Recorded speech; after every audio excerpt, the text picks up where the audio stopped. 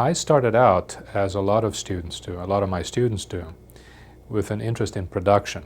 As an undergraduate, I bought a movie camera and I fooled around with it and made a few films, and then decided that I wanted to do that in graduate school too.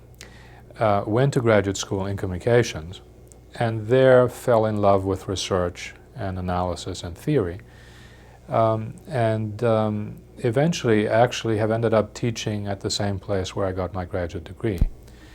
But that was the transition for me, from an interest in making films or working in visual media in general, to an interest in analyzing them, also making them. I still do take photographs, make movies, and so on.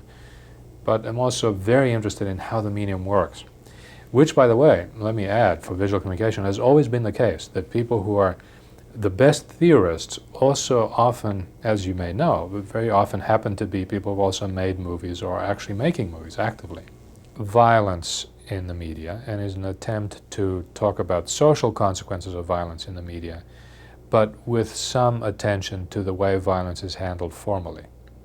Okay, so the question then is, how does a formally oriented analysis or formal approach, how can it inform or how can it contribute to a concern with broader social issues? In the area of violence, I would say the following.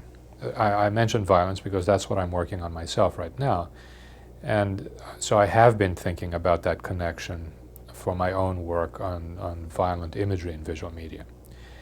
Increasingly, I think people who deal with violence in the media are arguing that we need to go beyond a global sense of what violence is or what violence means. In other words, if we're doing content analysis, for example, don't just count the violent acts, count or try to deal with the specific nature of violence, the specific context in which violence is presented, and how exactly it's presented. The assumption being that violence can mean very, very different things depending on whether it's presented in one way or another. That's where formal analysis comes in, because part of the presentation is the formal aspect of the presentation.